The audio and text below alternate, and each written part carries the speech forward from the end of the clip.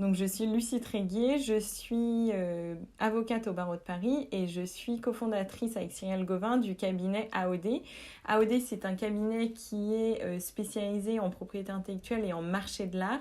Donc, c'est un cabinet qu'on a voulu vraiment dédié à une industrie particulière qui sont les industries culturelles et le marché de l'art pour apporter à nos clients une approche vraiment très sectorielle et très spécialisée dans ce domaine d'activité spécifique. Donc on va traiter de vraiment toutes les problématiques que vont rencontrer ces acteurs dans ce secteur spécifique d'activité. Alors, on entend parler de propriété intellectuelle et de droit d'auteur. Est-ce que c'est la même chose? Alors c'est une bonne question. En fait, le droit d'auteur, c'est vraiment une partie de la propriété intellectuelle. La propriété intellectuelle, ça rassemble plusieurs grandes catégories et c'est notamment la propriété littéraire et artistique. C'est le droit d'auteur et c'est ce dont on va parler principalement aujourd'hui. Et puis il y a aussi la propriété industrielle qui recoupe le droit des marques et le droit des brevets, le droit des dessins et modèles qui sont vraiment des titres de propriété industrielle.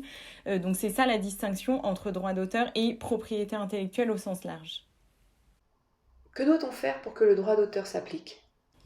Alors le droit d'auteur, pour qu'il s'applique, il n'y a en fait rien à faire puisqu'il naît du fait même de la création. Ce que ça veut dire, c'est que l'artiste crée une œuvre, donc le photographe va prendre une photographie, le droit d'auteur va naître du fait même de cette prise de photographie. Donc c'est une donnée qui est importante évidemment pour les photographes. Ensuite, cependant, il faut quand même noter qu'il y a des preuves qui vont être très importante, notamment dans le cas de litige, et ça va être, ces preuves vont être facilitées par les dépôts. Donc il peut y avoir des dépôts, ça va être des enveloppes solo, vous pouvez trouver ça sur le site de l'INPI, mais ça va aussi être des dépôts éventuellement chez un huissier par exemple, voire des dépôts dans la blockchain, un ancrage dans la blockchain si certains artistes sont intéressés par ces technologies. Et dans ce même registre, on nous demande souvent qu'est-ce que ça signifie le petit c, vous savez qu'on voit souvent sous les photographies. En réalité, le petit c ou le droit réservé qu'on voit également, ça n'a aucun intérêt en tant que tel, dans le sens où le droit justement naît du fait même de la création et le petit c, c'est au mieux, c'est vraiment une indication que du droit d'auteur existe, mais ça n'a aucune valeur juridique. Alors, est-ce que lorsque l'on est photographe, on doit faire un dépôt pour chacune de ses œuvres? Non, c'est pas une obligation. Et encore une fois, le fait de prendre la photographie, les droits d'auteur vont naître.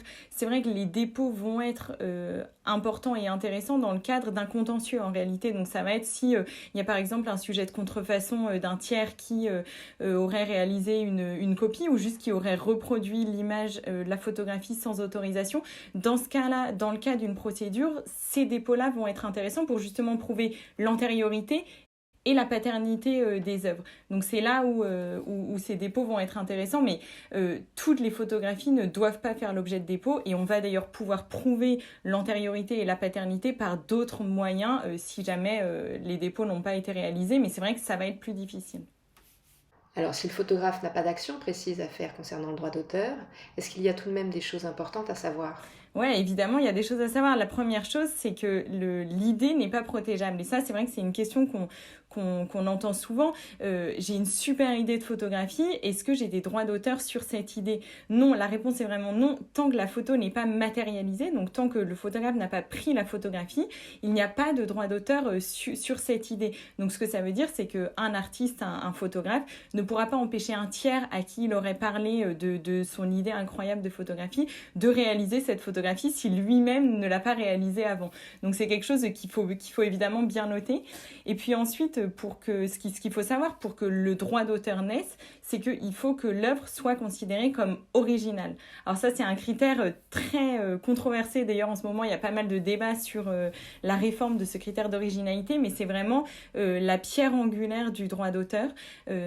C'est un critère qui est requis par les tribunaux et c'est d'ailleurs très souvent dans le cadre d'une procédure, s'il y a un sujet de contrefaçon, très souvent en face, on va dire, mais en réalité, il n'y a pas de contrefaçon puisque votre œuvre n'est pas originale.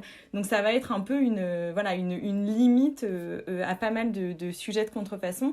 Ce sujet d'originalité, même pour les juristes, il est assez complexe et c'est vraiment du cas par cas.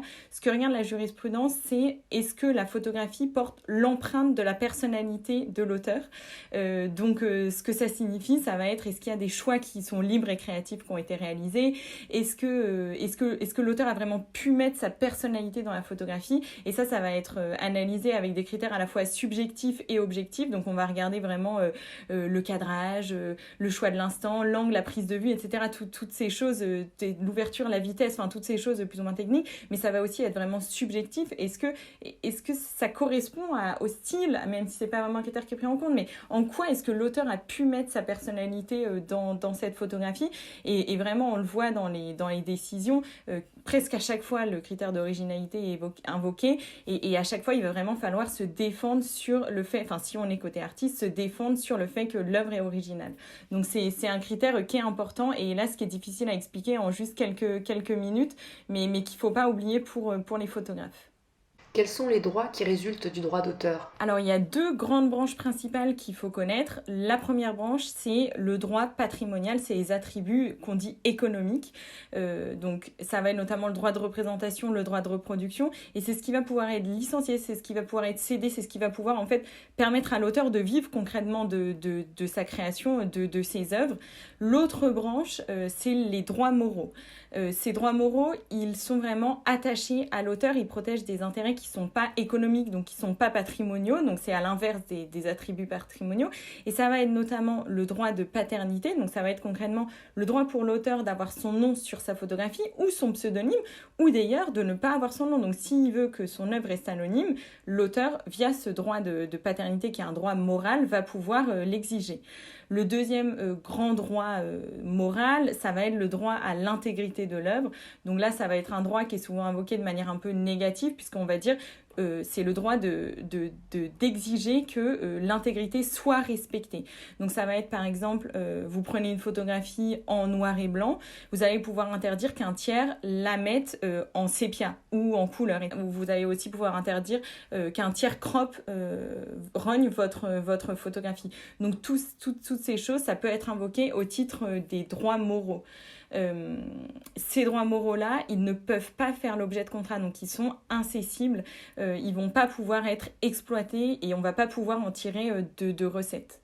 Quelle est la durée de protection par le droit d'auteur? Ouais, alors justement, c'est lié à ces deux branches, puisque le droit d'auteur, au sens droit patrimoniaux, ça va être 70 ans après la mort de l'auteur.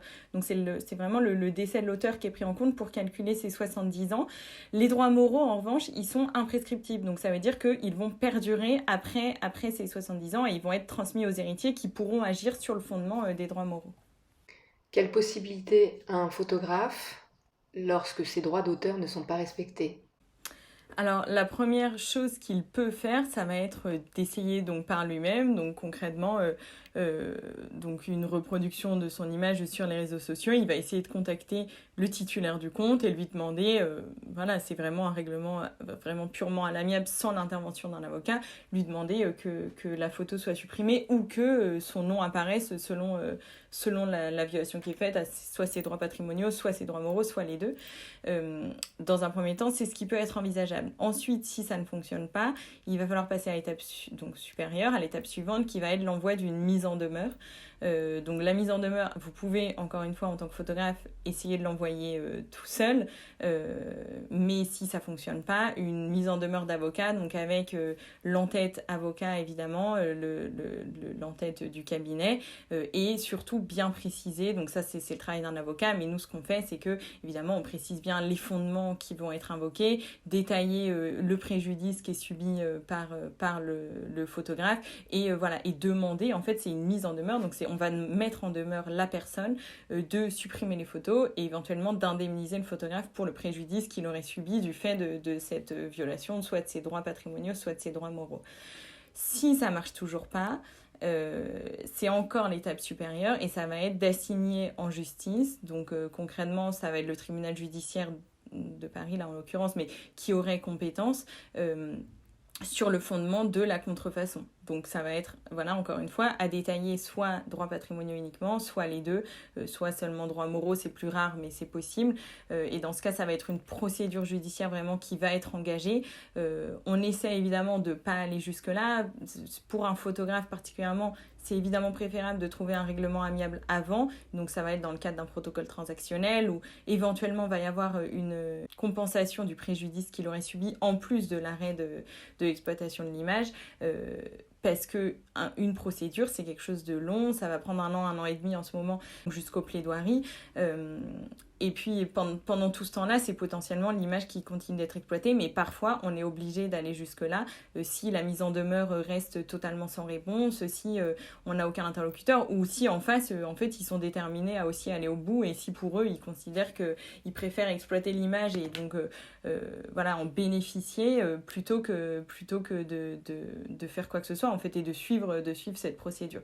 Donc c'est les différentes étapes qui vont devoir être envisagées par un photographe.